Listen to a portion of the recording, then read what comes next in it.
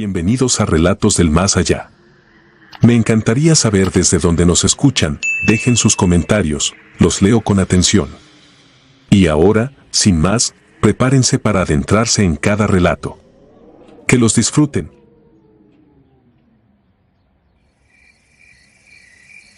Me llamo Sargento Primero Ibarra y he servido 15 años en la Brigada de Fusileros Paracaidistas.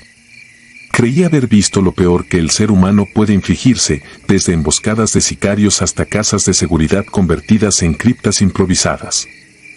Nada me preparó para lo ocurrido durante la Operación Centella, desplegada en octubre de 2022 en la Sierra de los Órganos, un corredor boscoso al norte de Zacatecas donde convergen rutas clandestinas de armas y metanfetaminas. Nos ordenaron establecer un punto de control móvil sobre un tramo sinuoso de la carretera estatal 54, justo donde el asfalto muere y comienza un camino de brecha que se hunde entre pinos y encinos centenarios. Éramos 6, el capitán Florián, el cabo Méndez, el especialista Ramírez, el recién egresado soldado Prado, el operador de inteligencia Medina y yo. Llevábamos un radar portátil, cámaras térmicas y un módulo de luces LED para detener vehículos durante inspecciones nocturnas. La primera noche pasamos frío, pero nada fuera de lo normal. Lo extraño apareció en los datos ambientales, el medidor de sonido marcaba apenas 15 decibeles, algo imposible en un bosque vivo, ni grillos ni zorras ni el viento entre las copas. Era un silencio denso, como acolchonado, que absorbía las voces y dejaba las propias pisadas suspendidas en la mente. Traté de bromear diciendo que la naturaleza nos había puesto modo avión, pero nadie rió. A las 2:17, mientras Méndez y yo revisábamos la cámara térmica, los colores de la pantalla se congelaron. Surgió un manchón negro de forma ovoide que cruzó de un flanco a otro, desprovisto de calor. El bosón térmico debería colorear todo, rojo, amarillo, azul, menos el negro absoluto. Aquello era, en términos de física militar, un hueco de temperatura. Algo bloqueó el sensor, murmuró Méndez. Pero el verificador de lente estaba limpio. Reinicié el equipo, la mancha había desaparecido. El capitán atribuyó la falla a interferencia electromagnética y ordenó rutina normal. Sin embargo, al amanecer descubrimos 2 huellas gigantescas junto a la brecha, impresas en la arcilla húmeda. Medían casi medio metro de largo, con 3 dedos alargados terminados en puntas que parecían garfios. Tomamos fotografías que salieron veladas por un velón gris como ceniza. La segunda noche trajo un descenso súbito de temperatura, 5 grados en 15 minutos, y con él llegó un olor indescriptible, mezcla de pino quemado y sangre coagulada. Ramírez, curtido en fosas clandestinas, palideció. Encendimos el generador, pero las luces parpadearon y se apagaron como si el cable hubiera sido mordido, aunque permanecía intacto. El capitán nos juntó dentro del umbe y, sin levantar la voz, dijo, mantengan la disciplina. Lo que sea, siente miedo si ve movimiento. Nosotros somos el movimiento. Esa frase se me quedó clavada, porque lo que vino después demostró que no era cierto. A las 3:02, la radio HF emitió un pulso continuo parecido a un latido. Entre los intervalos, una ráfaga en alfabeto Morse se repitió. Prado, joven y aún idealista, tradujo en voz baja, silencio. Nadie en la patrulla usaba Morse en operaciones normales, todos los mensajes iban cifrados. Salimos con visores nocturnos. La noche lucía granulada, saturada de un leve resplandor verde, pero al enfocar a la ladera noté un dominio de sombras más oscuro que la propia oscuridad, un tajo vertical que se movía con lentitud inhumana entre los árboles. No distinguí cabeza ni torso, solo el contorno de una figura altísima, de miembros laxo-largos, que respiraba vibraciones. El NVG se pixelaba cada vez que su silueta se expandía, como si la criatura alterara la señal infrarroja. Méndez pidió permiso para abrir fuego, el capitán negó. No provoques lo que no entiendes. Retrocedimos hasta el campamento sin ser perseguidos, pero la adrenalina nos dejó insomnes. Prado comentó que, al mirar a la cosa, sintió un zumbido detrás de los ojos, como si su cerebro se ajustara a un idioma antiguo. La tercera noche sucedió el quiebre. Instalamos reflectores de halógeno apuntando a la brecha y colocamos obstáculos metálicos en forma de V. A las 1:40, los reflectores chispearon y se apagaron uno por uno, no a la vez, sino en una secuencia que avanzaba hacia nosotros, como si alguien caminara frente a ellos bloqueando la luz. El capitán ordenó encender la cámara de visión diurna pese a la oscuridad. En la pantalla vimos un punto de niebla sólido a unos 25 metros, flotando medio metro sobre el suelo. Parecía agua en gravedad cero. El capitán alargó una mano temblorosa para ajustar el zoom. Fue entonces cuando Prado gritó y corrió hacia el monte. Apenas pude sujetarlo por la correa del chaleco antes de que saltara la barrera. Lloraba afirmando que veía a su hermana fallecida dentro de la niebla, que ella lo llamaba por su apodo infantil.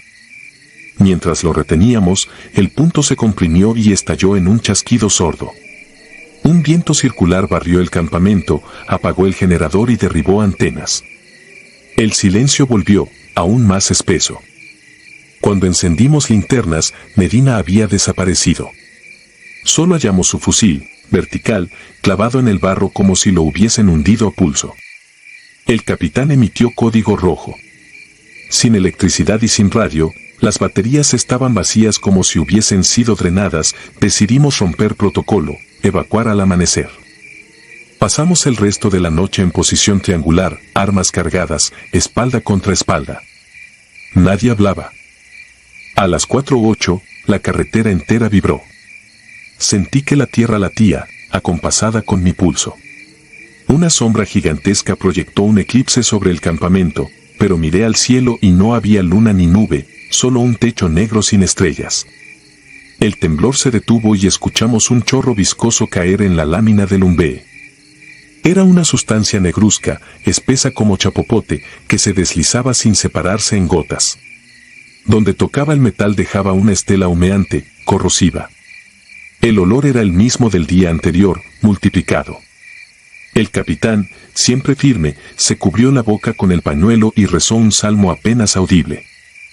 No le interrumpí, sentí que cualquier palabra profana arruinaría el escaso amparo que aún teníamos. Al alba montamos en silencio. Cuando la luz natural alcanzó la brecha, todas las copas de los árboles en 100 metros a la redonda estaban deshojadas, como si un invierno instantáneo las hubiera barrido durante la noche. El suelo, antes húmedo, lucía cuarteado, ceniciento, con grietas que exhalaban vapor. Subimos al vehículo y aceleramos hacia el sur, rumbo a la base de operaciones Santa Lucía. A los 20 kilómetros, el tablero electrónico murió. Condujimos a ciegas otros 5 hasta topar una patrulla de la Guardia Nacional que escoltaba un tráiler. Les hicimos señas frenéticos, bajaron con gesto confuso, sus radios funcionaban perfecto, el GPS marcaba cobertura completa y no detectaban interferencia alguna. Tampoco registraban anomalías climáticas. En la enfermería de Santa Lucía, Prado fue sedado por crisis de pánico. Entre sueños repetía la palabra silencio con un acento que no le conocíamos. Méndez presentó quemaduras químicas en las botas, la tela se había desintegrado a la altura de los tobillos. El laboratorio dictaminó ácido acético, pero ninguna lluvia ácida había sido reportada. Un equipo de contrainteligencia examinó las tarjetas de memoria de nuestras cámaras. Todas las secuencias estaban intactas salvo por una franja gris estática de 3 horas y 13 minutos, exactamente el lapso entre la desaparición de Medina y la huida al alba. Los peritos aseguraron que el archivo no mostraba manipulación, simplemente no contenía información, como si nunca hubiéramos presionado RS. Medina jamás apareció. El ejército informó a su familia que murió en cumplimiento del deber durante un enfrentamiento, versión sellada en documentos reservados. A nosotros nos distribuyeron en unidades distintas y nos hicieron firmar convenios de confidencialidad. No he vuelto a pisar la Sierra de los Órganos. Sin embargo, cada vez que patrullo otras montañas noto momentos en que los insectos callan y la brisa se detiene, como si algo enorme contuviera el aliento sobre el follaje. Entonces un zumbido sutil crece en mis tímpanos, recordándome que el silencio no es ausencia de sonido, sino presencia de algo que reclama el eco de nuestra vida. Han pasado 18 meses. Sigo despertando empapado, convencido de que allá afuera, entre los pinos marchitos, Medina aún recorre la brecha sin emitir calor, seguido por aquella cosa que engulle la luz y devora las grabaciones. Mi desempeño ha caído, disparo con temblor, vigilo con pánico. Pido licencias médicas, finjo migrañas para evitar despliegues nocturnos. Nadie en el cuartel entiende que el enemigo real no es humano y que no se le puede contener con guerra convencional. A veces pienso que ese silencio es una invitación a regresar, a entregar el ruido de mis huesos al suelo ceniza. Por eso escribo este informe no oficial. Si alguna vez sientes que el bosque te escucha, si las estrellas se apagan sin nubes que las oculten, si el latido de la tierra coincide con el tuyo, huye mientras aún hagas ruido. Cuando el silencio te nombre, ya serás parte de él.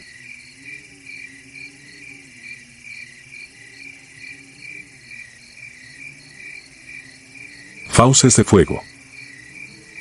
No entregaré mi nombre. Firmé demasiados documentos de confidencialidad durante mis años como infante de marina y, aunque ya no porto uniforme, todavía sé cuándo callar. Solo relataré lo que ocurrió la noche del 23 de septiembre de 2014 en la selva Lacandona, estado de Chiapas. Éramos un pelotón pequeño, 8 hombres y yo al mando, enviados a verificar un supuesto campamento clandestino donde un cártel almacenaba precursores químicos. A simple vista, parecía otra incursión rutinaria en la oscuridad, pero aquella misión nos dejó con las manos temblando y los párpados pegados de insomnio hasta hoy. Habíamos partido desde la base de operaciones avanzada Jaguar a las 20:30 horas. El diluvio se desató cuando cruzamos el último camino de terracería y nos internamos en la maleza. El barro nos tragaba los botines, los helechos se abrían como cuchillas frías contra la piel y los mosquitos formaban nubes densas que entorpecían la respiración. Llevaba el GPS sujeto al arnés, pero la señal brincaba sin control, la tormenta convertía a los satélites en luciérnagas borrachas. Aún así, seguimos la ruta trazada, avanzando en fila india, en silencio. A las 23:10 horas encontramos un claro ondulante entre ceibas. Allí, la lluvia golpeaba con tanta fuerza que la tierra parecía hervir. Ordené un alto para comprobar equipos y hidratar al personal. Encendí la linterna táctica con difusor rojo mientras contaba cabezas: Briones, Cortés, Pérez, Pájaro, Moreno, Aguilar, Hernández y Cuco Luna. Todos presentes, todos exhaustos. El hedor a vegetación podrida era apenas soportable, sin embargo, lo que me incomodaba era otro aroma, uno que no encajaba, ozono, como el que se libera cuando un transformador eléctrico chisporrotea. Levanté la vista. En el borde opuesto del claro, más allá de un tronco caído, brillaba un destello anaranjado, pulsante, imposible de confundir con luciérnagas o bengalas. Pensé en una fogata enemiga, pero ningún humo ascendía y el resplandor parecía moverse, latir. Asomé la mano, indicando a Briones que me cubriera. Crucé el claro arrastrándome, con el fusil contra el pecho, mientras el barro me chupaba las rodillas. El resplandor se hizo más intenso y reveló algo que todavía se me atraganta describir. Entre las raíces de un árbol caprichoso, había una figura erguida, casi 2,5 metros de altura, envuelta en llamas azuladas que no parpadeaban a pesar del aguacero. El fuego no chisporroteaba, danzaba lento, como si obedeciera a otra gravedad. La criatura tenía torso humanoide, brazos largos cubiertos de un pelaje oscuro que apenas alcanzaba a ver, sin embargo, su cabeza no era humana. Era un jaguar. El hocico ancho, los colmillos de hueso translúcido, las orejas redondeadas. Los ojos, 2 brasas blancas. Cada exhalación suya dejaba un rastro de chispas que se apagaban antes de tocar la hojarasca. Contuve un grito y retrocedí, pero una rama se partió bajo mi bota. El ser giró la cabeza con un movimiento seco. La selva entera pareció aguardar su reacción. Escuché el rugido con la médula espinal, no fue un sonido, fue una presión sobre los huesos. Me incorporé y abrí fuego en ráfagas cortas. Los proyectiles atravesaron la llama sin perturbarla. Al tocar la criatura, el metal se tornaba incandescente y caía al suelo en gotas rojas que siseaban sobre el fango. El pelotón se unió al tiroteo. En segundos, el claro retumbó con los estampidos del R-15 y el eco de mi G-36. Nada. Las balas eran mosquitos contra un incendio. El jaguar ígneo avanzó sin prisa, hundiendo las pezuñas en el barro que bullía bajo cada pisada. Cuando alzó la garra derecha, un arco de chispas describió el aire y golpeó a Cuco Luna en el pecho. El chaleco balístico se partió como cartón mojado, el soldado voló 1 metro hacia atrás y quedó convulsionando, los labios blancos de espuma. Quise arrastrarlo, pero otra sacudida luminosa cortó el espacio entre la bestia y nosotros. Sentí el zumbido de la electricidad en los dientes y comprendí que nos estaba atacando con algo que no era fuego ni rayo, sino ambas cosas fusionadas con rabia. Pájaro gritó que retrocediéramos. Respondí con un gesto, incapaz de articular palabra. Nos dispersamos entre los troncos. La lluvia ahora caía en láminas gruesas, la visera del casco desfogaba agua como un tejado roto. Cada relámpago natural revelaba 2 siluetas, el jaguar candente acechando y los hombres enfangados intentando rodearlo. Briones lanzó una granada de choque. El fogonazo silbó y explotó a 3 metros de la criatura. Hubo un destello blanco y un trueno seco. Cuando la luz se disipó, el ser permanecía ileso, apenas más brillante. Intenté contactar a Mando vía radio. Solo escuché chirridos, luego la voz de mi propio eco, como si la frecuencia se doblara sobre sí misma. Tiré el micrófono al fango. Yo, que siempre me he considerado un hombre de fe moderada, supe que aquello sobrepasaba el reino de los mortales. Moreno y Aguilar cargaron a Luna inconsciente. Pérez los cubría. Cortés apareció detrás de mí con ojos desorbitados, señalaba hacia la bestia sin hablar. Detrás del jaguar llameante surgió una segunda figura, más pequeña, reptiliana, cubierta por un fulgor verdoso que parecía moverse debajo de la piel. Su cabeza recordaba a un quetzalcóatl esculpido en jade, pero carente de ojos. Solo cuencas vacías vomitando luz. Nuestra cordura se fragmentó. Hernández vomitó de miedo, yo lo arrastré por el chaleco. Grité, retirada, y señalé un corredor entre los troncos. En retroceso, avanzamos a trompicones, luces estroboscópicas sobre la pupila, mientras los 2 seres permanecían en el claro, como si custodiaran un umbral invisible. Entonces, ocurrió lo imposible, un rayo natural golpeó la copa de la ceiba que los cobijaba. Una bola lumínica descendió por el tronco y estalló entre ambos. La explosión de luz nos cegó. Cuando recuperé la vista, el claro estaba vacío. Sin llamas, sin cuerpos, sin rastro de criaturas ni de luna. Solo el olor a creosono y la tierra humeante bajo la lluvia. Regresamos a la base convertidos en espectros. Eran las 4:45 horas. Nos faltaban un herido crítico y varias armas, abandonadas durante la huida. El comandante nos encerró en una carpa de interrogatorios. Tomaron declaraciones por separado. A todos nos repitieron la misma frase, sufrieron un contacto con guerrilla hostil, hubo un estallido de químico incendiario, el soldado Luna está desaparecido en combate, fin del reporte. Firmé sin replicar, mis manos temblaban como mariposas atrapadas. 3 días después, la comisión de búsqueda halló a Cuco a 20 kilómetros de distancia, en una cueva, sin uniforme, sin chaleco, sin piel en el pecho. Murió antes de evacuarlo. Según los médicos, no había fuego convencional capaz de carbonizar tejido interno sin quemar el exterior. Clasificaron el caso y se archivó. A cada uno nos asignaron un psicólogo. Briones abandonó la marina por crisis de pánico, ahora vive sembrando café en Veracruz.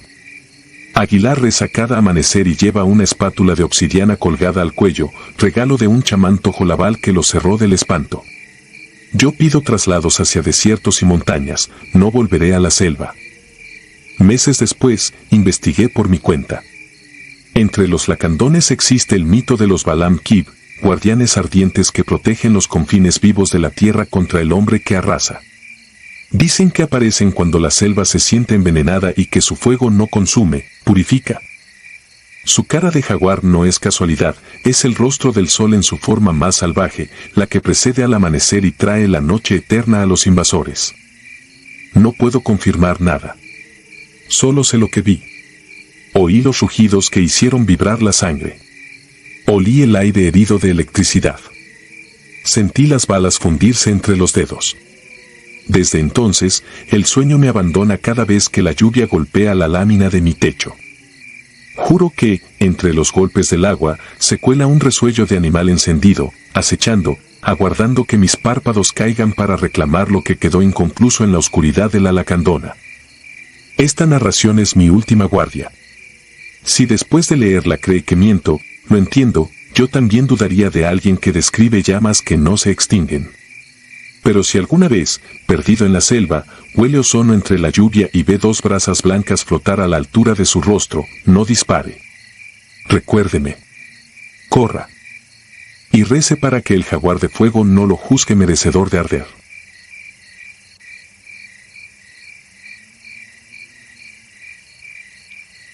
Retorno impuro.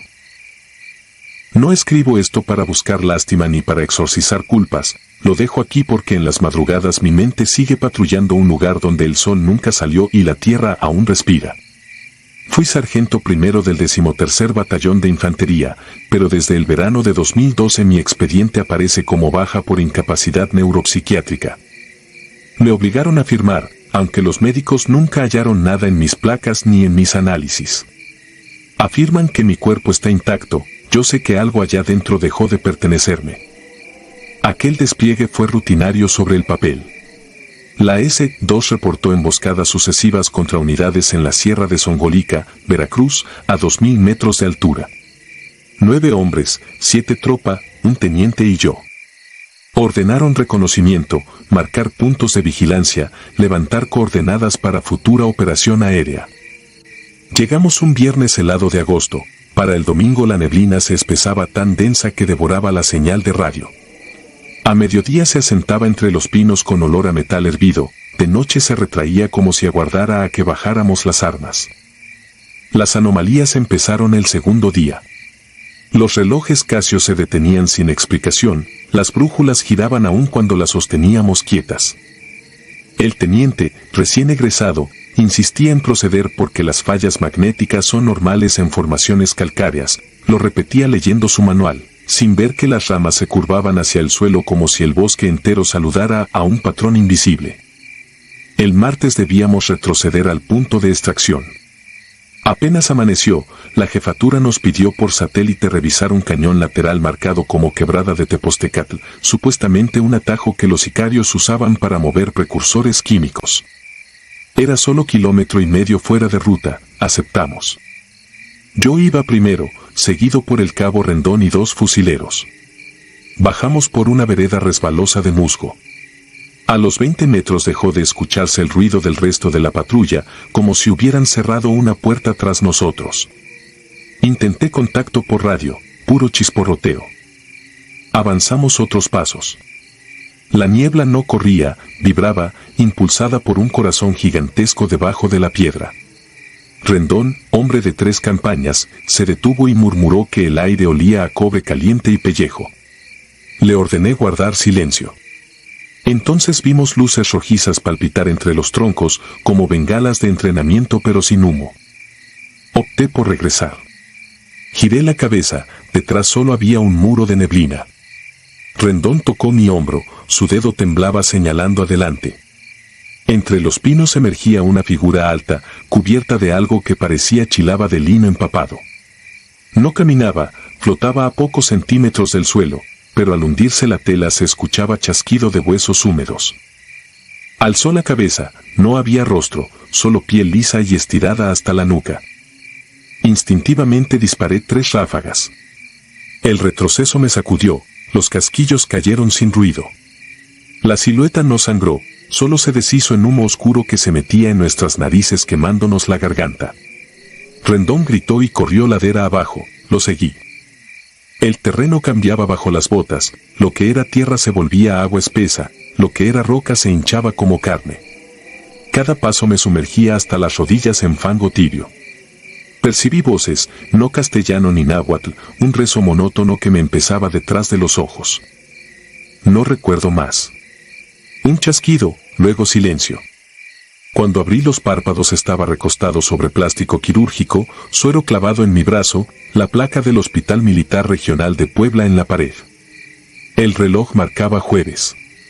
Sentí una punzada de pánico, para mí no habían pasado 3 horas. El capitán médico, pálido, me mostró el calendario, Habían transcurrido 5 días desde la salida a Tepoztecatl. Dijo que un escuadrón de búsqueda me halló parado en la carretera, cubierto del cuello a las botas por sangre coagulada, sin un rasguño. Pregunté por Rendón y los demás. Silencio. Nadie más apareció. Las pruebas de laboratorio revelaron 3 tipificaciones sanguíneas ajenas en mi uniforme.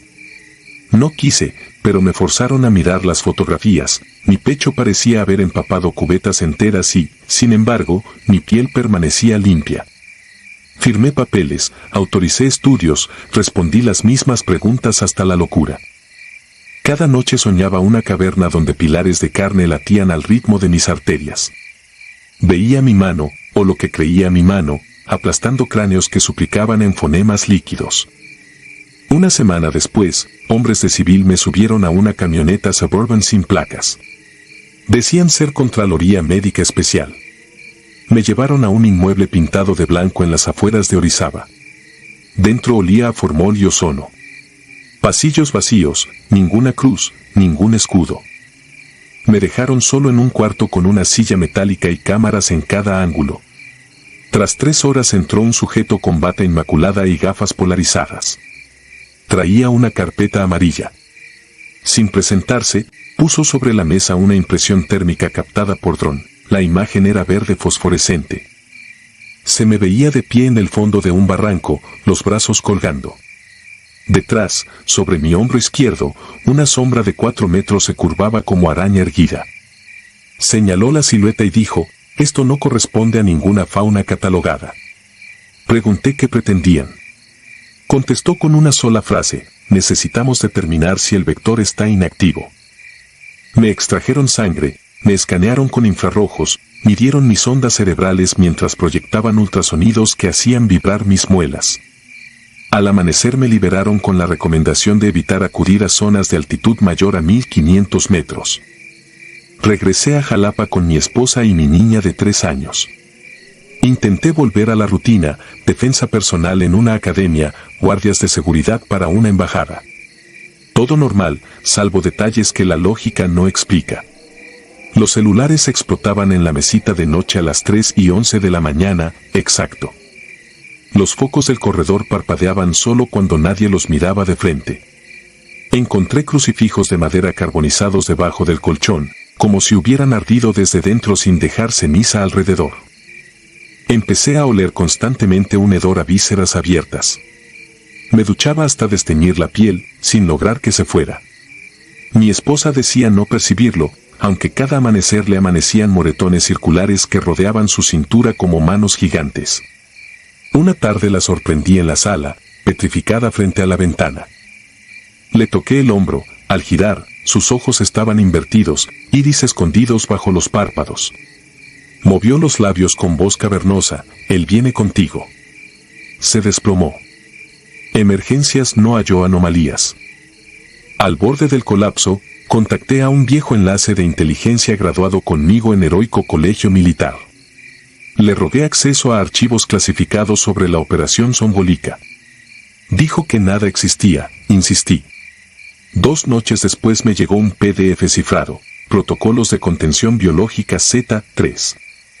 Entre tachones distinguí la expresión fenómeno equidistante y la nota, zona prohibida desde 1997 por actividad sentiente subterránea. El documento remataba, cualquier forma traída a la superficie tenderá a vincularse con estructuras nerviosas de mamíferos e incrementará su complejidad a través de la memoria hospedera. Comprendí, quizá nunca me perdí, quizá fui llave para algo encerrado ahí abajo. Desde entonces temo dormir.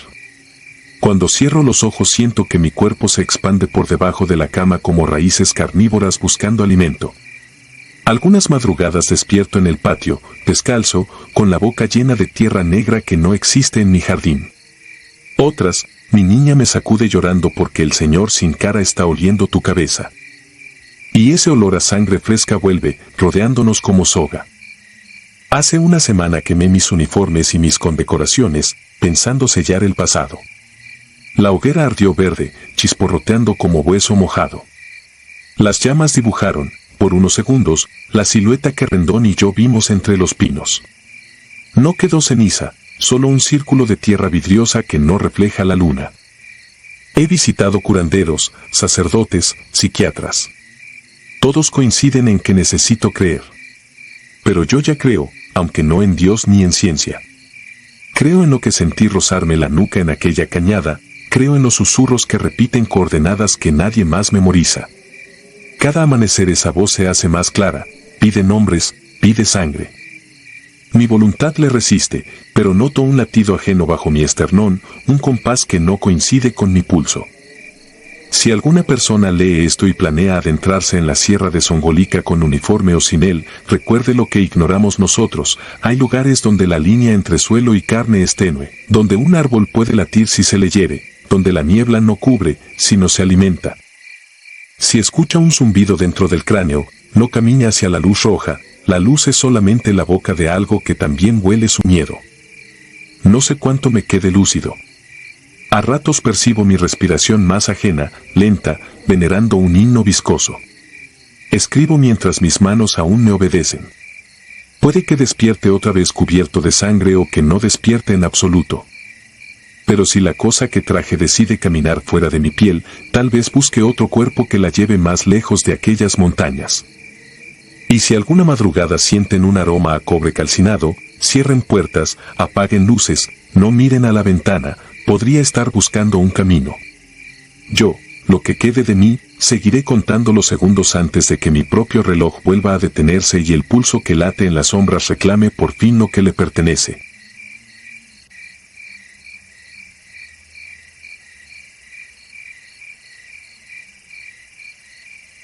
Brillo errante. Jamás olvidaré la tarde del 3 de mayo de 2019, cuando Servicio de Inteligencia me notificó que mi pelotón de transmisiones sería adjunto a un grupo de reconocimiento químico-biológico. Teníamos órdenes de establecer un cordón de vigilancia en una franja desértica del norte de Coahuila, a menos de 30 kilómetros del río Bravo. Desde marzo los rancheros de la zona reportaban un olor metálico en el aire, jaquecas repentinas y la muerte súbita de chivas y venados. Los medidores civiles marcaban picos anómalos de radiación gamma sin fuente identificable. Al amanecer siguiente subimos a los HMMW con detectores Geiger, máscaras NBQ y raciones para 10 días. Nada indicaba aún que aquella misión rompería para siempre la frontera entre lo tangible y lo imposible. Montamos el campamento en una hondonada pedregosa, lejos de los últimos sembradíos. A simple vista el paisaje parecía inerte, dunas pálidas, nopales resecos y un silencio tan compacto que retumbaba en los oídos. Al coronar el sol me asignaron a la torre de observación junto con el soldado de la cruz. El aire quemaba la piel, aún así, el contador Geiger apenas vibraba. La primera noche pasó sin contratiempos, apenas iluminada por la neblina lechosa de la Vía Láctea. El único sonido constante provenía del capitán Morales, quien se alejaba cada tanto para fumar entre los mezquites. En el batallón todos sabían que sus camel suaves eran inseparables de su uniforme. La segunda noche transcurría con la misma monotonía hasta las 2:47. Registraba las coordenadas de una ronda cuando el cielo estalló en un fulgor imposible. 4 resplandores horizontales rasgaron las nubes bajas como si alguien hubiese partido el aire con espadas de luz. No eran relámpagos. Cada destello poseía un brillo sólido, denso, saturado de color puro. Primero se encendió un rojo carmesí que ardió sobre la Sierra del Burro, luego lo reemplazó un azul eléctrico tan intenso que me nubló la vista, enseguida un amarillo casi blanco, y por último un verde venenoso. No hubo trueno, ni vibración en la tierra. Solo un silencio nuevo, el de los insectos que dejaron de cantar, el del corazón que se me detuvo un compás. 20 minutos después distinguimos una silueta que avanzaba desde la línea donde se extinguieron los resplandores.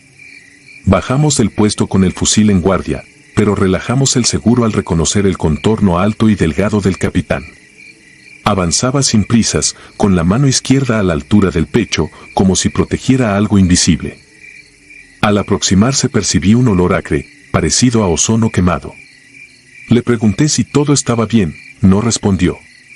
Sus pupilas reflejaban la luz de la linterna con un brillo fosforescente, idéntico al de un felino cruzado por los faros de un coche.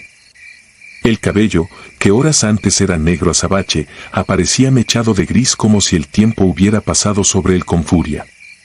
Se detuvo frente a mí, me observó de arriba a abajo y, sin articular palabra, fue directo a su tienda. A la mañana siguiente el capitán no salió al pase de lista. Lo encontramos sentado en su catre, la mirada fija en la lona, las manos crispadas sobre una cajetilla cerrada. Ya no encendió un cigarro en toda la jornada. Las órdenes se redujeron a murmullos, apenas gestos. Cuando le ofrecimos agua dijo apenas un no casi imperceptible.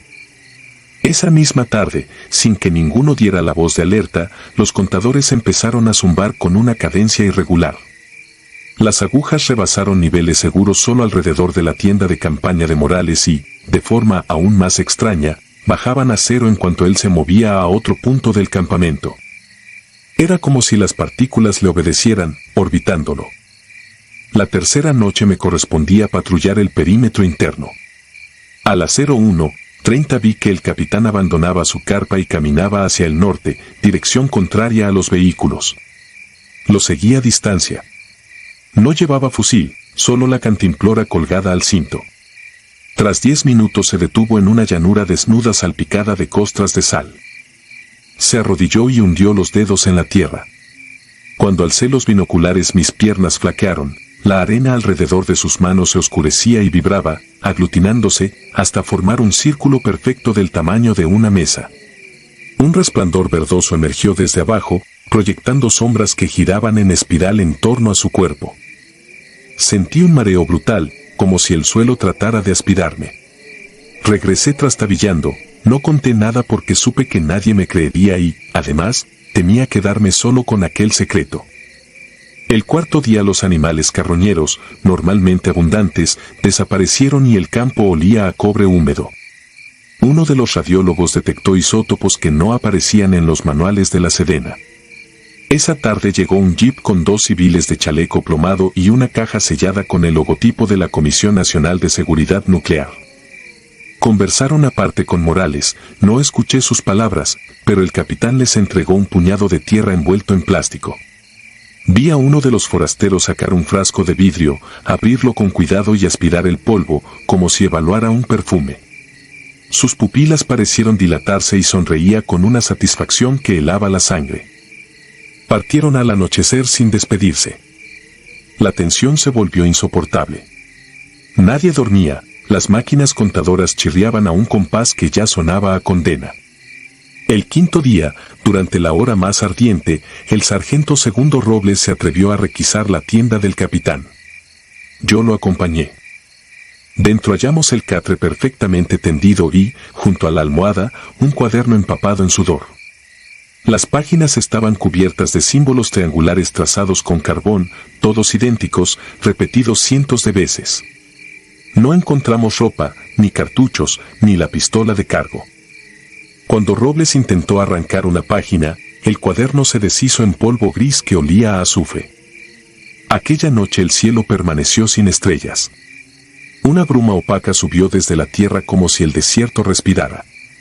Las agujas del reloj parecían pegadas, juraría que el tiempo avanzaba a saltos.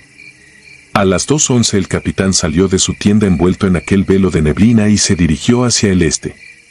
3 soldados y yo lo seguimos. A cada paso crecía un zumbido que no provenía de ningún motor, era más bien la resonancia grave de un diapasón gigante vibrando en el centro de la cabeza. Pasamos un lecho seco y llegamos a un cráter poco profundo, liso como un espejo.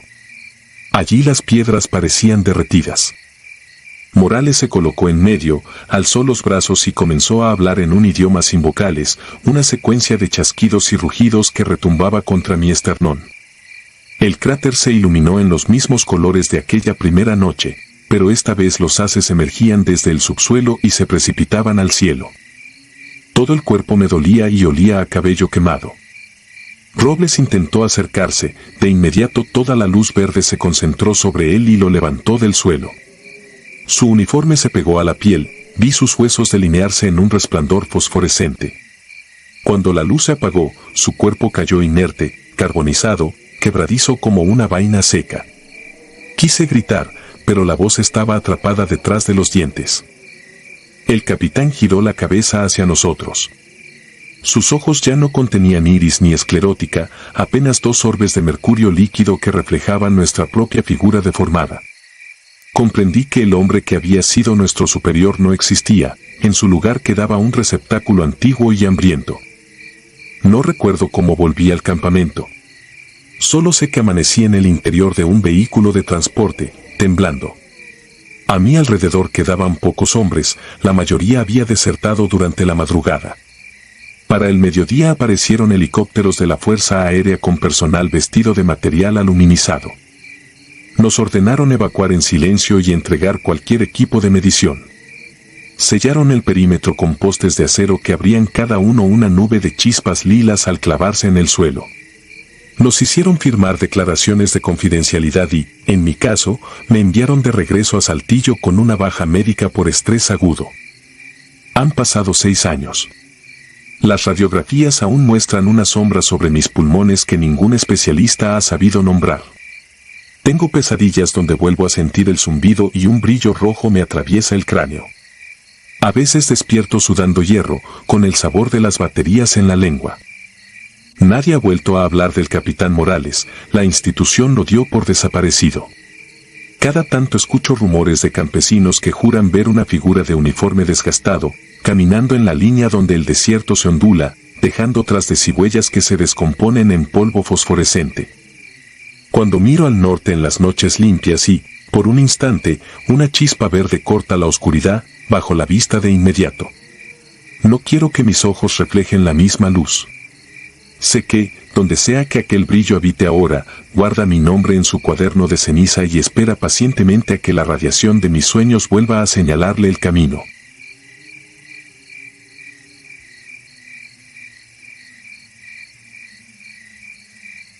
La extracción improvisada. Año 2016. Juro que escribo esto con la mano temblando.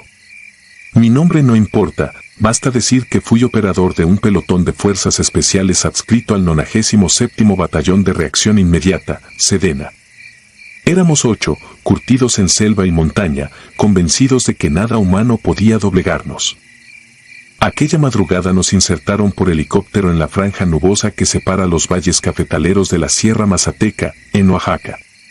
El objetivo, desmantelar un asentamiento clandestino dedicado al tráfico de guacamayas escarlata y pieles de jaguar. Inteligencia hablaba de vínculos con coleccionistas europeos, para nosotros era una misión rutinaria, solo otro cáncer que extirpar del territorio. El descenso fue un golpe de humedad fétida. Musgos fluorescentes tapaban las rocas y un vapor espeso subía desde barrancos invisibles.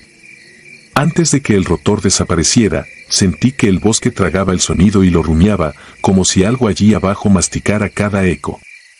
Caminamos en columna, yo cerraba la formación. A los 20 minutos noté que no había insectos cantando, solo un latido grave que me resonaba en el esternón, un pulso que no venía de mi cuerpo ni de la tierra, sino del aire mismo. Al llegar al claro señalado por satélite, el mundo cambió de color. Un círculo perfecto de pasto marchito se abría entre cedros gigantes. Ninguna fogata, ninguna tarima. Solo chozas bamboleantes hechas con bejuco y costillas de res, entre ellas colgaban decenas de pieles frescas, aún resumando suero. Lo peor eran las cabezas de guacamaya, alineadas en una espiral que conducía al centro del campamento, donde se alzaba un poste tallado con glifos olmecas y algo más reciente, garabatos que parecían garras cruzadas. Mientras asegurábamos el perímetro, Muelas, nuestro rastreador, murmuró: «Esto no es un mercado negro, mi sargento, es un altar». La luz cayó rápido. Montamos tiendas discretas y asignamos turnos. Tacubaya, veterano de Irak, tomó la primera guardia. Me dormí con el retumbar de la lluvia contra el nylon, pero desperté con un silencio líquido, como si el bosque contuviera el aliento. Miré mi reloj, 1:37. No escuchaba a Tacubaya reportar. Salí y vi su fusil apoyado en el mojón central, la correa oscilaba todavía. Di la señal de alarma. Los demás emergieron con linternas infrarrojas que apenas arañaban la bruma. Entonces sonó su voz, clara, suave, detrás del follaje: «Aquí, aquí, vengan solos». Pero aquel timbre arrastraba un zumbido metálico, un segundo tono que armonizaba con él, como si dos gargantas hablaran a la vez. Nos internamos en rombo defensivo, las hojas parecían susurrar sílabas que no eran español ni mazateco. Encontramos la gorra de Tacubaya en la orilla de una hondonada. A un lado, huellas nuevas, primero botas militares, después impresiones redondeadas con almohadillas felinas. Seguían rectas, se curvaban y luego regresaban sobre sí mismas, formando un símbolo en forma de 8.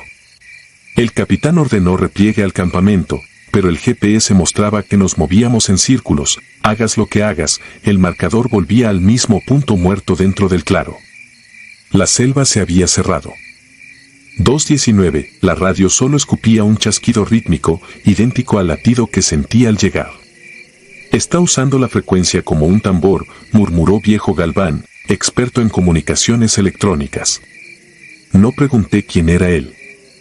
Para entonces lo intuíamos, algo nos leía, probaba nuestras barreras mentales igual que la lluvia prueba la arcilla antes de disolverla. Intentamos dormir de nuevo, turnándonos 3 en vigilia.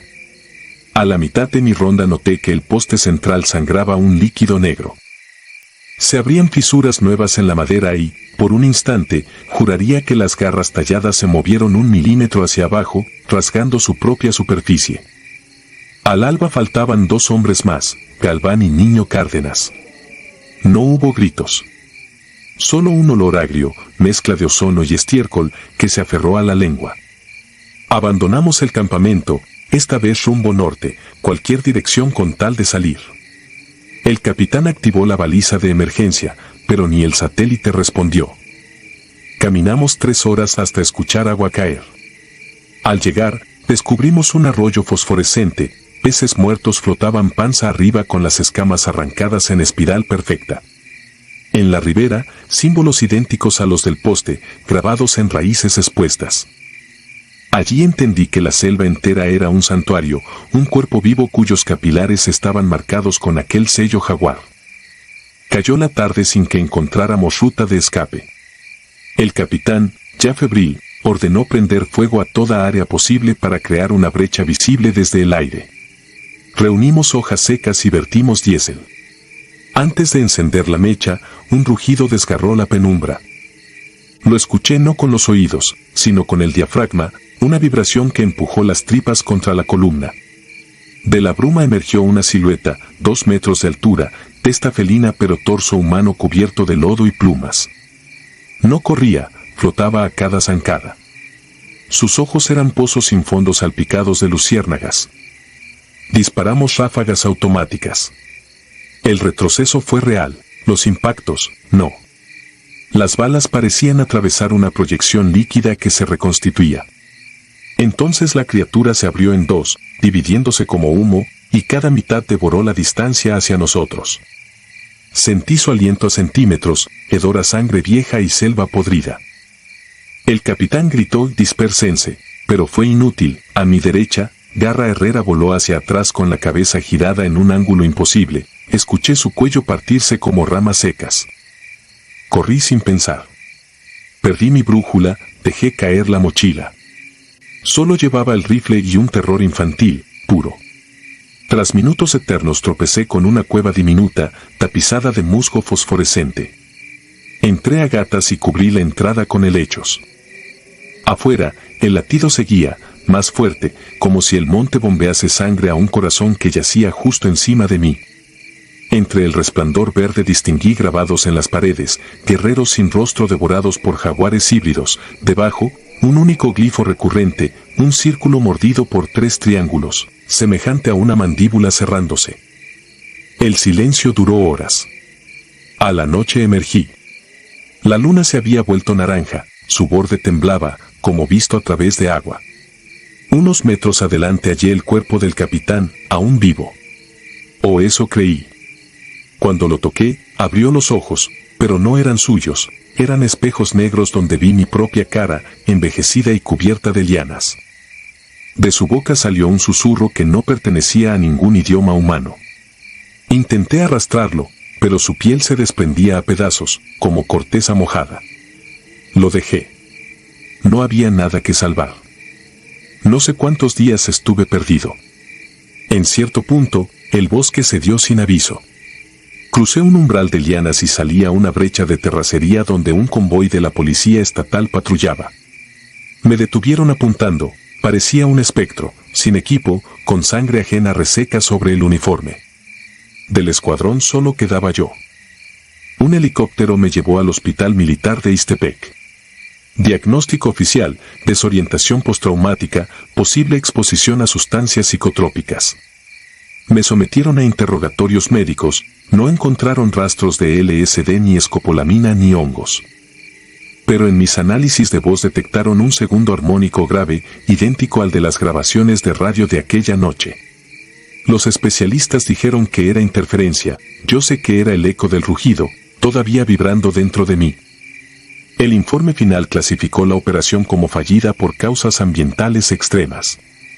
Se abrió un expediente confidencial para las 5 bajas y los 2 desaparecidos. Yo firmé una cláusula de silencio y recibí incapacidad permanente.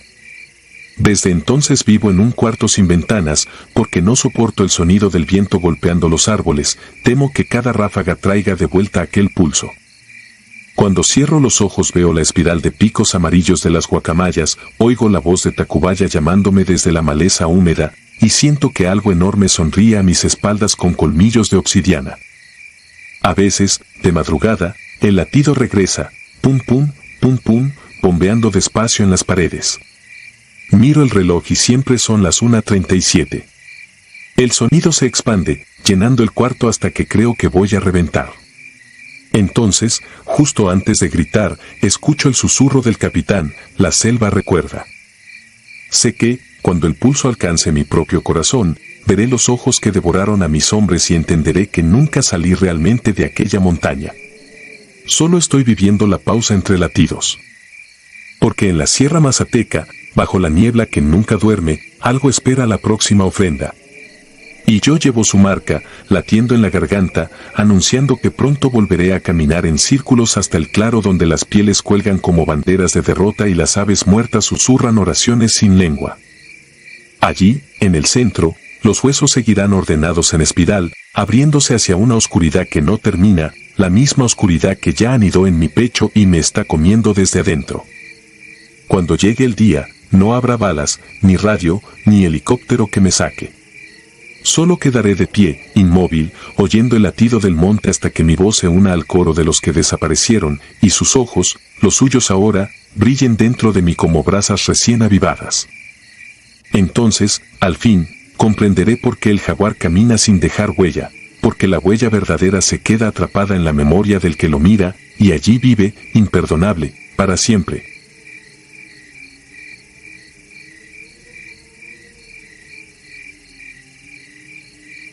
Abismo hambriento. No acostumbro escribir sobre lo ocurrido, pero llevo años despertando empapado en sudor antes de que amanezca, oyendo aquel silbido que no pertenece a ningún hombre ni a ningún animal. Necesito vaciarlo en estas líneas para recordar que aquello fue real. Corría abril de 2011 y nuestro destacamento GAFE recibió una orden simple: verificar posibles puntos de inserción en la Sierra de Durango, territorio alto, reseco y lleno de quebradas donde los cárteles esconden laboratorios. Éramos 6 en total, recién rotados de un curso de paracaidismo. Yo apenas rebasaba los 25 y me sentía indestructible, ignorando que la sierra cobra peaje a quienes la subestiman. Íbamos ligeros, sin vehículos, cada quien con su fusil, la radio, el GPS y el peso de la soberbia juvenil colgado en la espalda. Avanzamos desde las 10 de la mañana sorteando paredones de roca volcánica cubiertos por pinos retorcidos. Durante el día todo fue rutina, topografía, fotografía, coordenadas. A las 18 el sol cayó detrás de un macizo y el aire se volvió denso, como si la montaña sudara neblina caliente.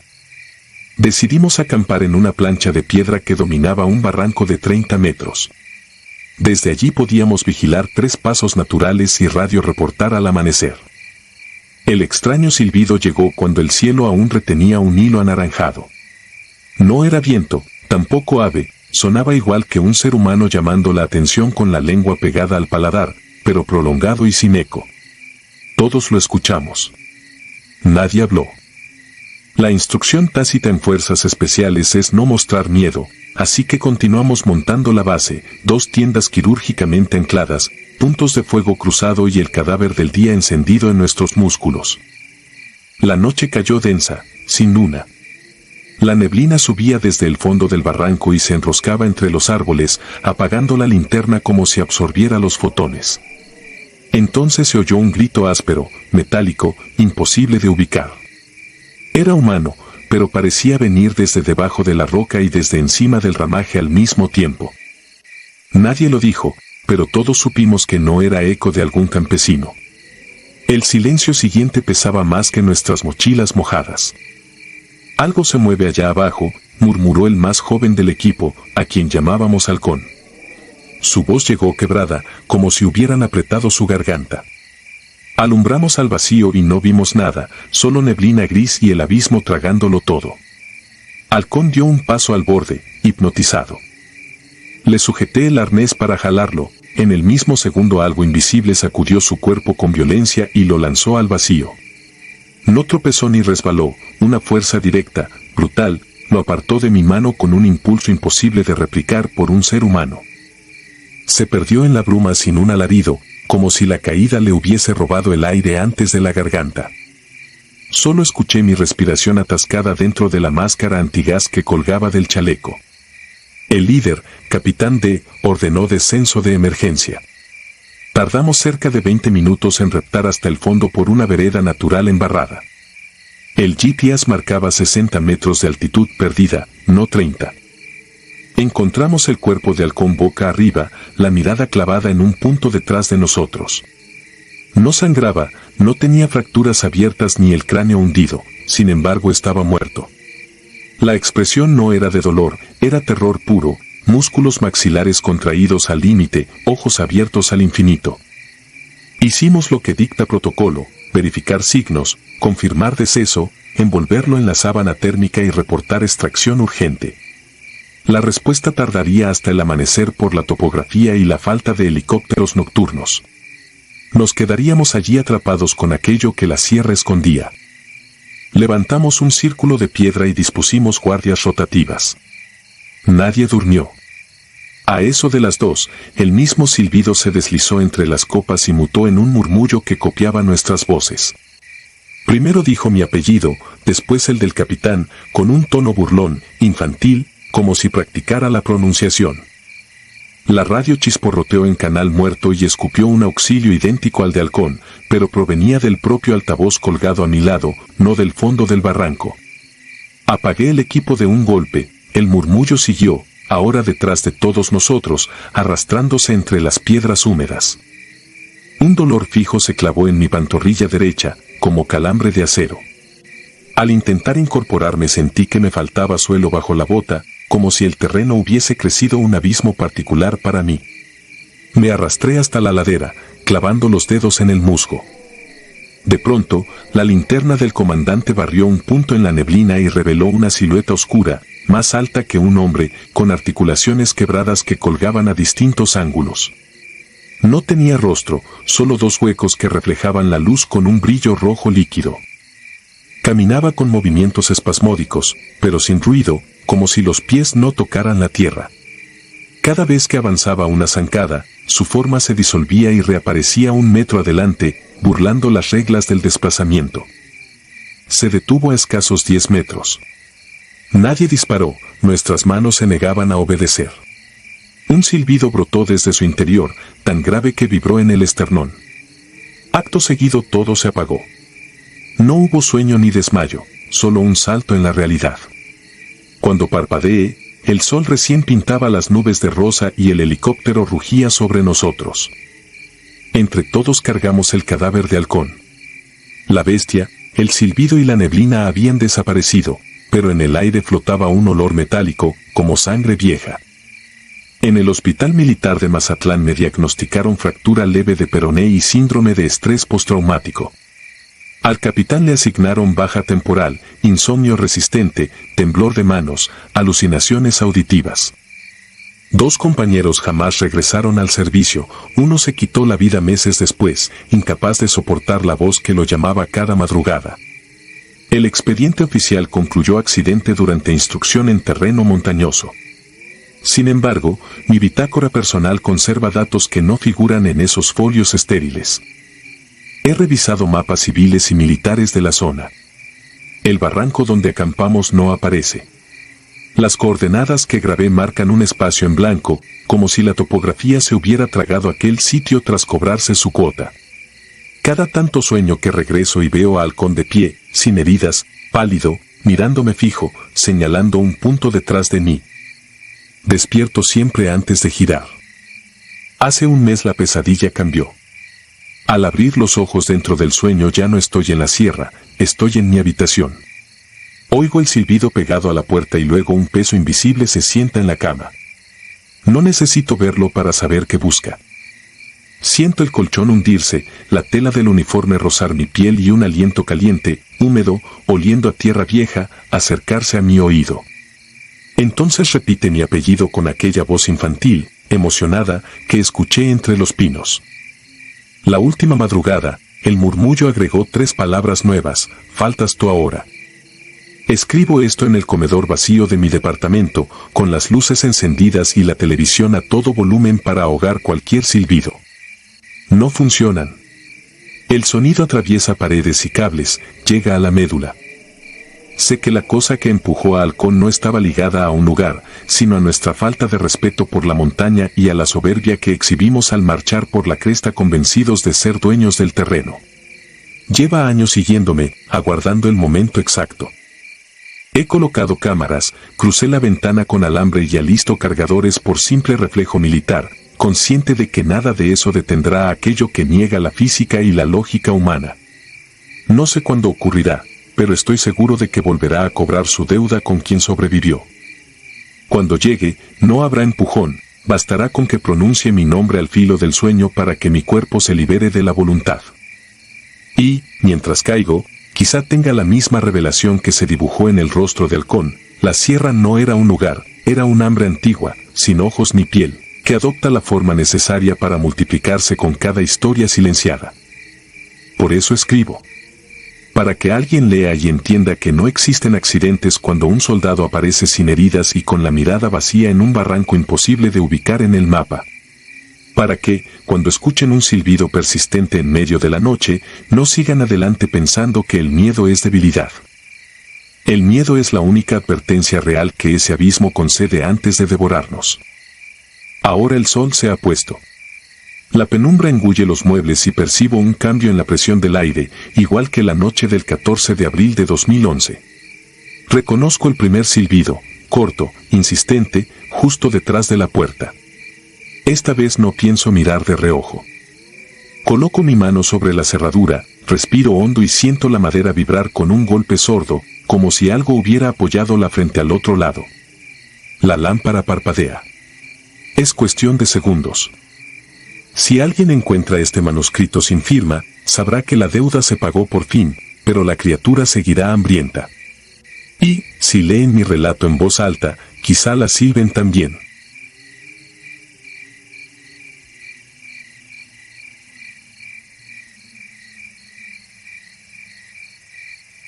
El despliegue.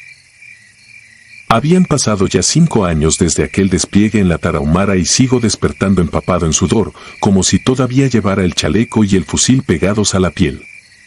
Era septiembre de 2017 cuando recibí la orden: un equipo de reconocimiento, clave Delta 4, había perdido contacto durante una patrulla de rutina al norte de Urique, muy arriba, donde la neblina se agarra a los pinos como telaraña húmeda.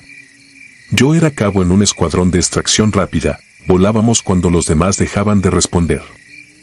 No éramos héroes, éramos el trapeador que llega después de que el piso se tiñe de sangre. Despegamos desde la base de Creela antes del amanecer.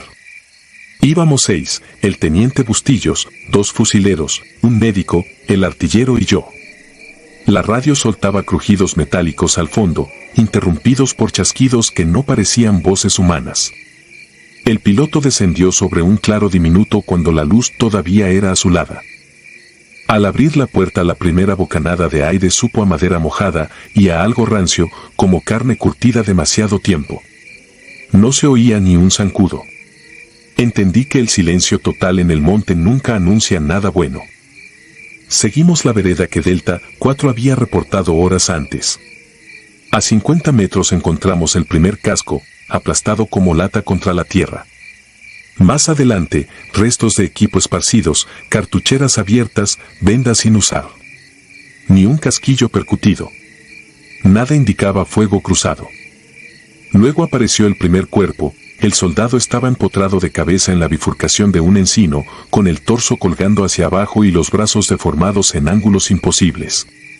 No era posición defensiva ni ejecución, parecía arrojado con una fuerza brutal. El teniente alzó el puño, avanzamos a paso corto, y el bosque volvió a tragarse nuestras pisadas. El segundo cadáver se hallaba a pocos pasos, recostado contra una roca. Tenía la mirada fija en algún punto sobre mi hombro y la boca abierta en un gesto que jamás he logrado olvidar.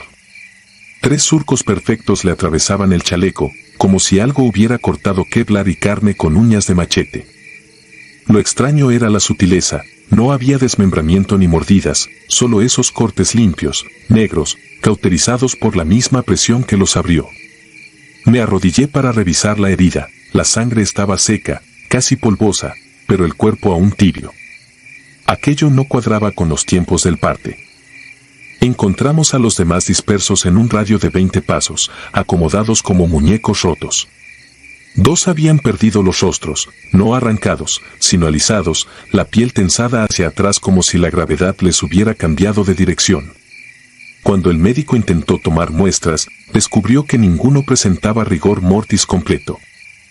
Era como si el reloj se hubiese detenido a capricho de alguien más. No existían huellas humanas ni de animales alrededor, solo surcos en la hojarasca, profundos, con zarpazos amplios que se alejaban ladera arriba. El teniente ordenó rastrear. Aún así nadie se movió, todos sentimos un peso en la nuca que advertía que aquello seguía entre nosotros. Un susurro nos hizo girar al unísono. Era un hombre de Delta 4, encogido detrás de un tronco caído. No mostraba heridas letales, apenas raspones, sin embargo, temblaba como niño febril. Sus labios se movían sin emitir más que jadeos. Al enfocarlo con la linterna alcanzamos a escuchar ojos, 2, arriba. El teniente decidió evacuarlo de inmediato. Mientras lo cargábamos, vi su palma, la piel se había anegado de pequeñas astillas de madera, como si hubiese intentado enterrarse vivo bajo aquel tronco. Regresamos al claro en formación cerrada.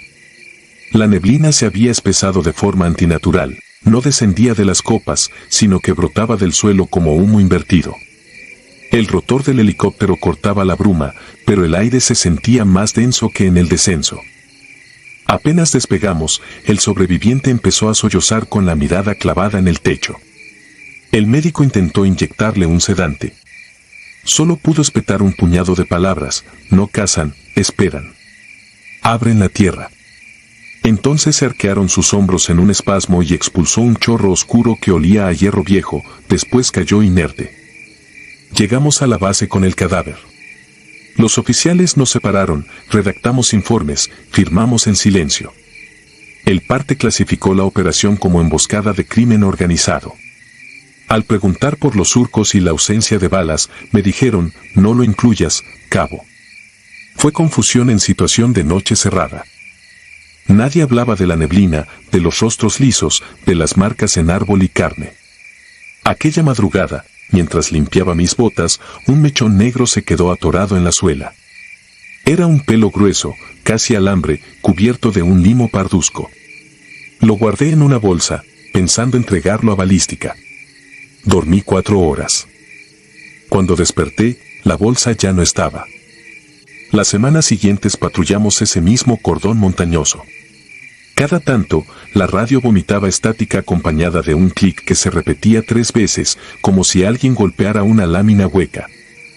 Nunca avistamos luces ni campamentos de criminales. Sin embargo, las huellas, surcos hondos en la tierra, ramas astilladas a 2 metros de altura, aparecían frescas cada amanecer. Una noche, mientras montaba guardia en las casetas del campamento temporal, escuché el clic metálico a menos de 10 metros. Giré el fusil, encendí la linterna y vislumbré dos reflectores amarillos suspendidos a media altura entre los pinos. No eran linternas ni ojos de felino, eran globos fijos, perfectos, que parecían absorber mi luz. Un latido me estalló en los oídos. Cuando parpadeé, ya no estaban. El suelo, sin embargo, seguía vibrando, como si algo enorme hubiera avanzado por debajo. El teniente pidió refuerzos científicos. Llegaron biólogos de la CEMAR equipados con cámaras térmicas. Montaron sensores de movimiento alrededor de una cañada estrecha donde hallamos más surcos. Al segundo amanecer, uno de los sensores envió una lectura imposible, masa móvil de 300 kilos, bípedo, temperatura más baja que el ambiente. Los mapas térmicos mostraban solo un vacío con forma erguida, bordeado de un halo helado. Cuando corrieron al punto, encontraron el poste arrancado de raíz, retorcido como varilla plástica. Aquella evidencia también desapareció. Los analistas ordenaron quemar los reportes, alegando error de calibración. A esas alturas ya había perdido el apetito y el médico me recetó sedantes para contener las alucinaciones que, según el parte, explicaban nuestra ansiedad colectiva. Pero todos teníamos los mismos sueños, un tronco hueco, un grito grave que surgía desde el suelo, la sensación de que algo lamía la suela de las botas mientras tratábamos de avanzar. La gota final cayó a mediados de octubre. Nos mandaron a recuperar el dron que se estrelló en la cresta del Venado. Íbamos 4. Al ingresar al barranco se levantó el mismo velo lechoso que conocíamos. Avanzábamos con cuidado cuando el fusilero que abría paso se detuvo. Algo crujía a nuestra izquierda, un crujido rítmico, como huesos frotándose. Subí la mira térmica.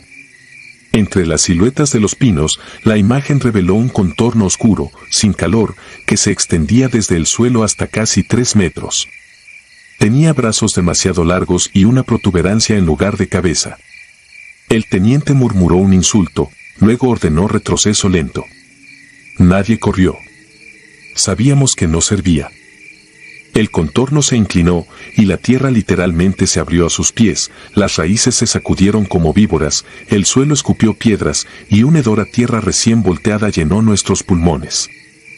El fusilero gritó y jaló el gatillo, pero el arma se trabó, no falló el percutor, sino todo el cerrojo, como si alguien lo hubiera soldado con plomo líquido al instante.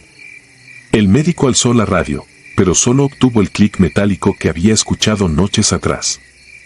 Yo levanté el lanzagranadas, antes de apuntar sentí una presión en la espalda, un golpe frío que me empujó de bruces. El casco se me resbaló y los lentes se cubrieron de tierra. Cuando me reincorporé, la figura se deslizaba cuesta arriba, dejando un surco doble que desprendía chispas de cuarzo al raspar la roca. Aquello no corrió ni reptó, parecía deslizarse sobre un carril invisible, indiferente a nuestra presencia. Solo entonces comprendí que no nos perseguía porque ya nos poseía desde antes, jugaba a romper nuestra razón, a obligarnos a regresar una y otra vez hasta quebrarnos. El teniente, con voz hueca, ordenó retirada sin disparar. Caminamos de espaldas hasta que la neblina cubrió todo. Nunca antes el silencio había sido tan ensordecedor. 3 días después, ya en la base, el teniente Bustillo se voló la tapa de los sesos en el baño del casino de oficiales. El parte médico habló de estrés postraumático severo. A mí me dieron licencia psiquiátrica y una hoja de renuncia pronta a firmar. El médico de campaña no supo explicar por qué mis huellas dactilares se hallaban impregnadas de resina de pino mezclada con algo similar a queratina animal. Quizá tocaste un venado herido, dijo. No le conté que desde aquella caída en el barranco mis dedos olían a carne húmeda aún después de sumergirlos en cloro. Renuncié a finales de ese año. Vivo en Chihuahua capital, trabajo de guardia nocturno en un estacionamiento subterráneo. No llevo armas, las detesto. Algunas noches, cuando el eco de los coches se apaga, el clic triple resuena en los ductos de ventilación.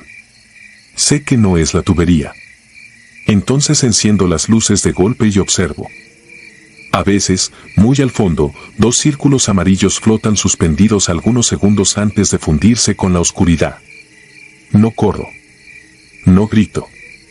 Solo espero a que el turno termine y salgo al amanecer, cuando la niebla es menos densa y el mundo parece ignorar que debajo de esos cerros palpita una garganta antigua que sigue reclamando cuerpos.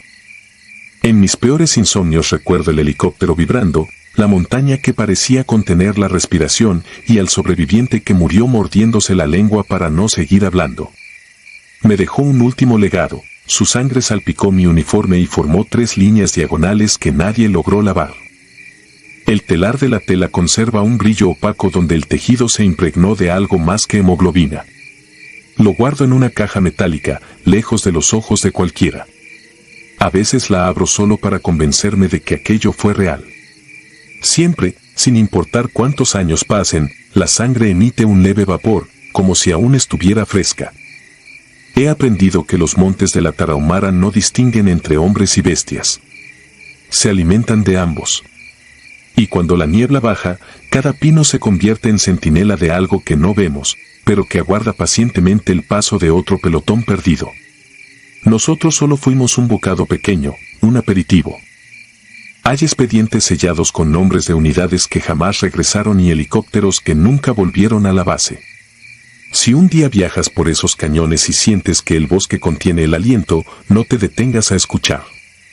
Sigue caminando, ignora las ramas que crujen en lo alto y no respondas al clic que rebota entre los troncos. Porque cuando la sierra reclama, no hay calibre ni estrategia que pueda salvarte de sus garras en la niebla.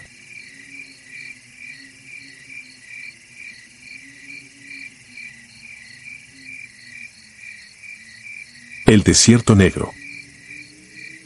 No escribo estas líneas para asustar a nadie, sino para vaciar un peso que no me deja dormir desde hace más de 20 años.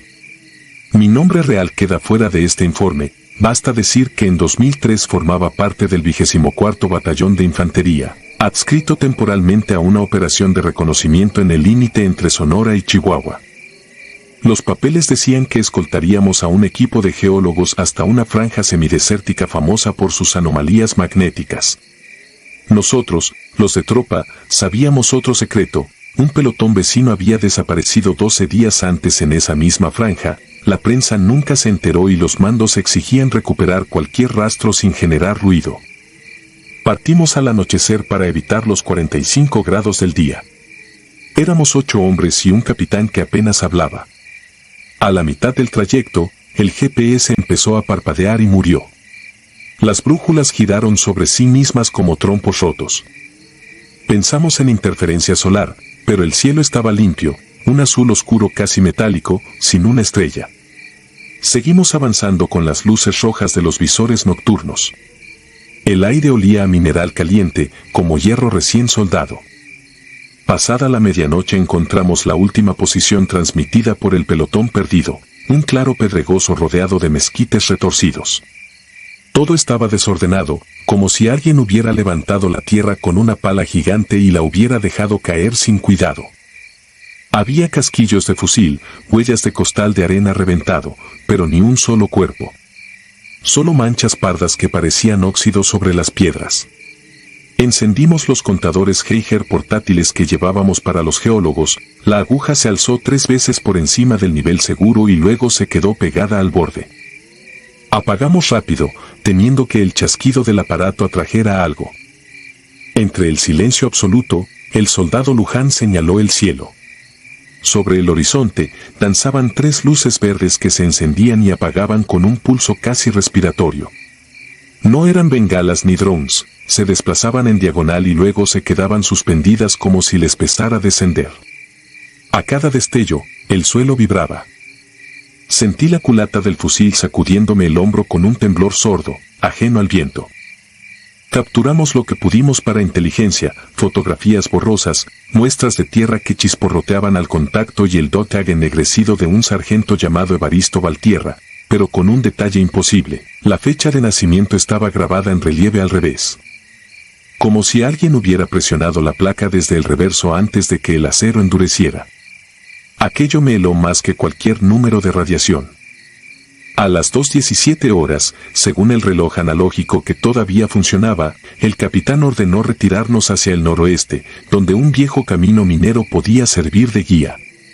No dimos ni 50 pasos cuando un haz rojo, delgado como un láser, cayó sobre nosotros desde lo alto y barrió la línea de hombres. Sentí la piel entumecerse, la visera tintineó como cristal.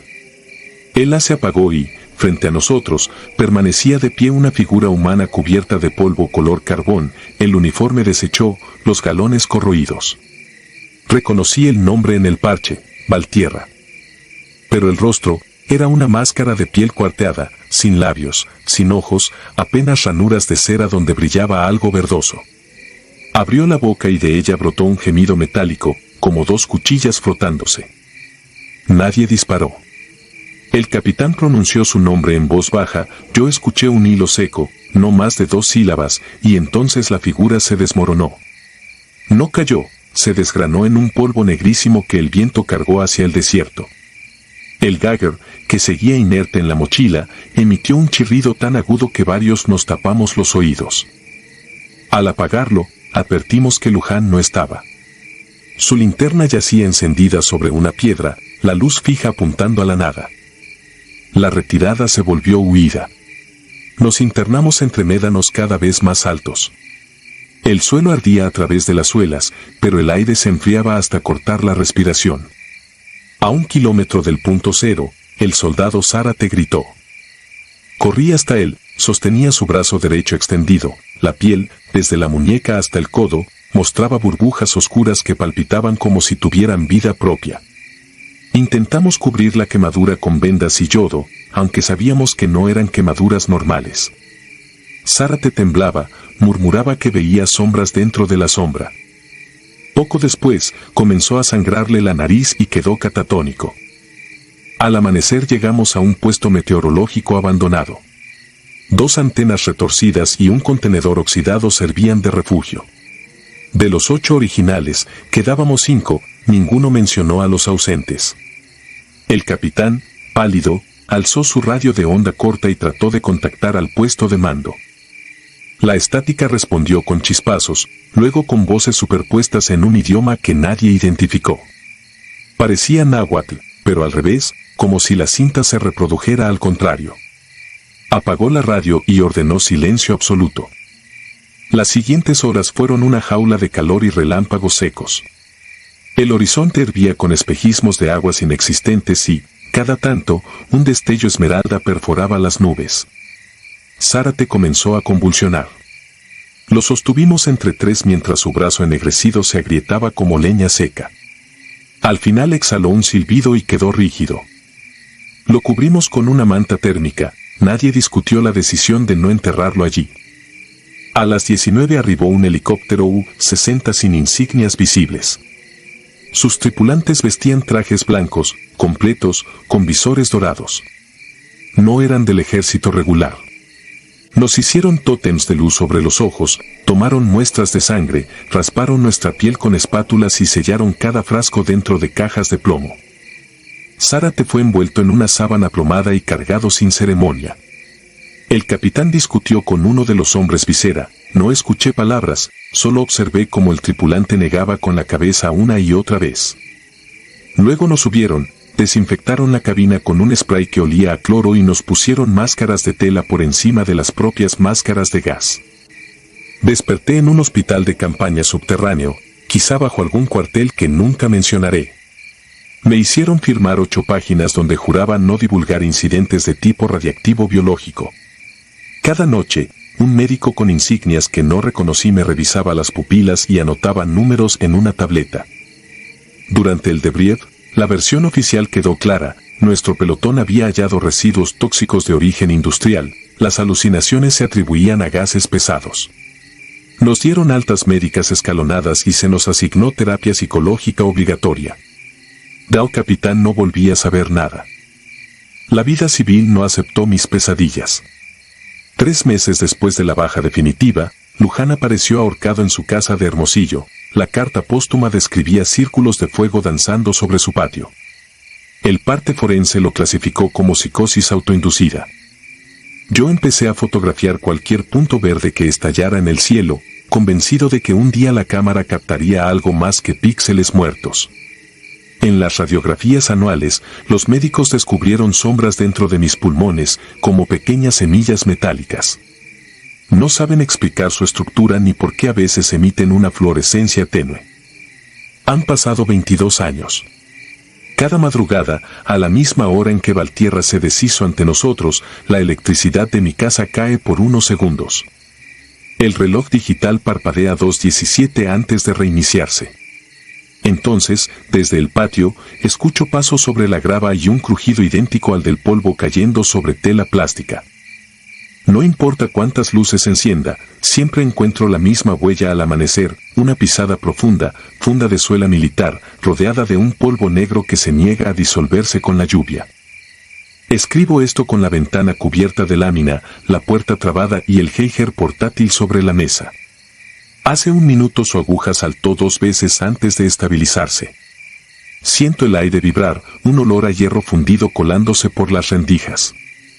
No soy creyente, pero rezo lo poco que recuerdo mientras el contador emite su primera descarga de chasquidos rápidos, como grillos enfermos. Afuera, en el corazón reseco del desierto, algo vuelve a buscar a sus testigos. Y esta vez, presiento, ninguno de nosotros saldrá para contarlo.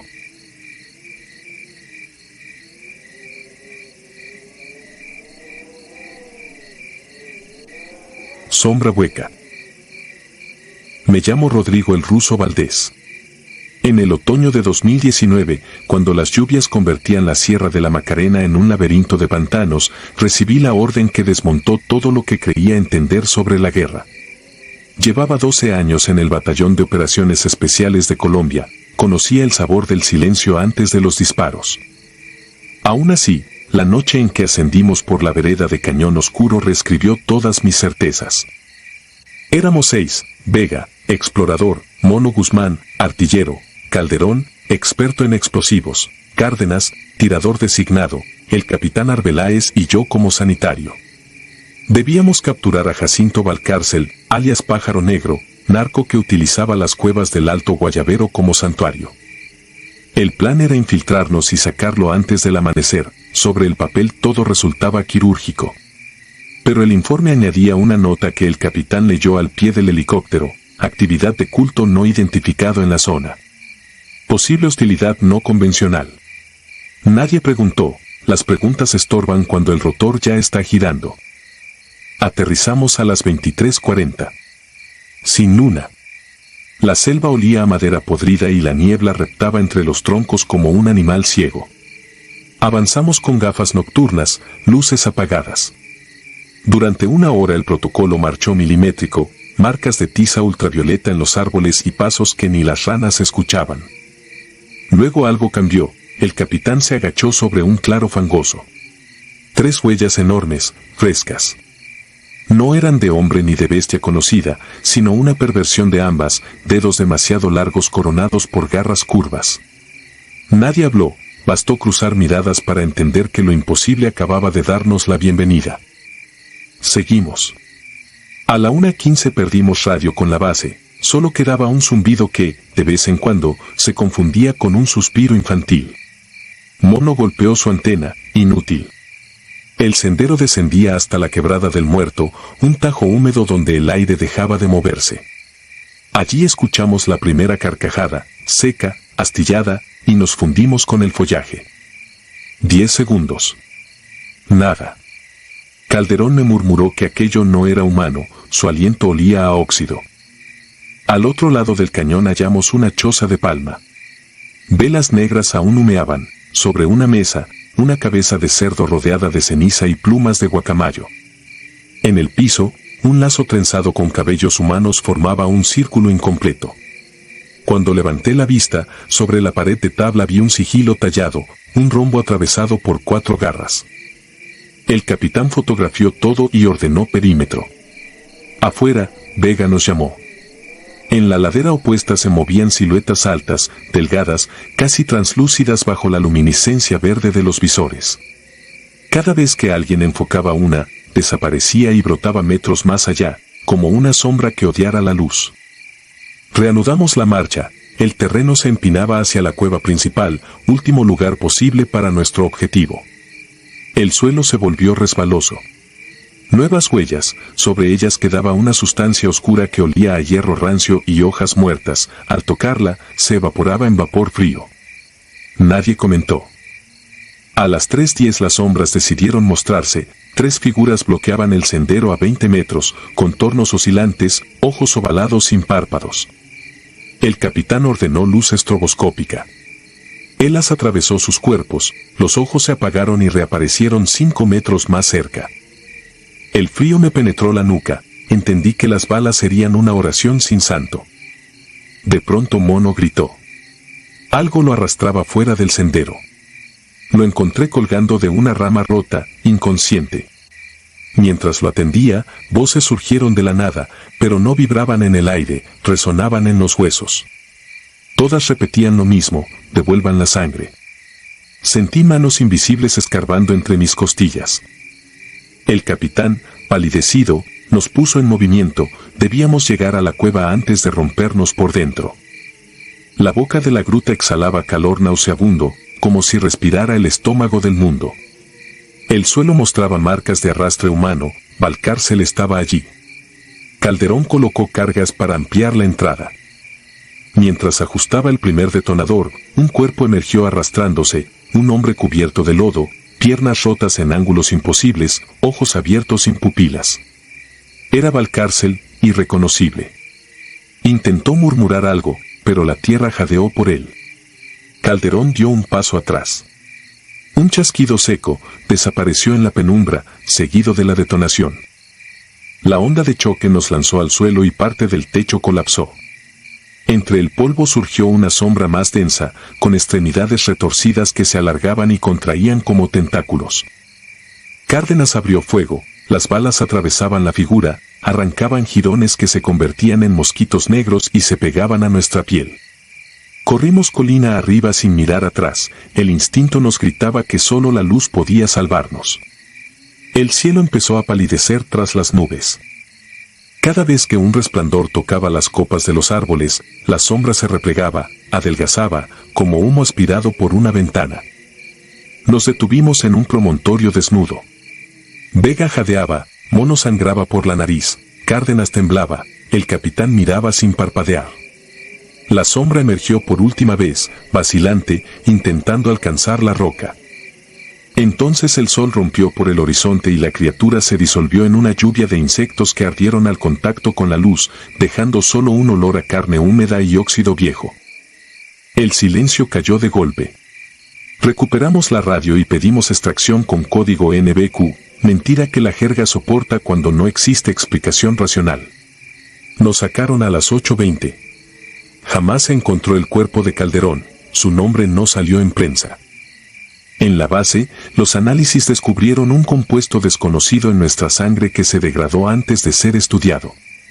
Los psicólogos escribieron estrés agudo y nos enviaron a casa.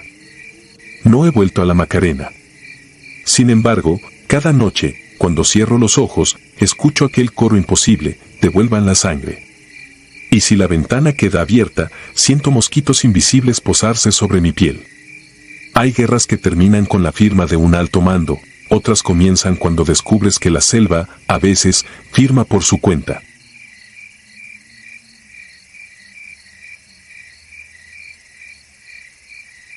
Si te gustaron estos relatos, regálanos tu like y déjanos tu comentario, y no olvides suscribirte al canal para que sigas recibiendo las notificaciones de los próximos relatos. Tu apoyo nos ayuda a seguir creciendo dentro de YouTube. Nuevamente, mil gracias y nos vemos en el próximo relato.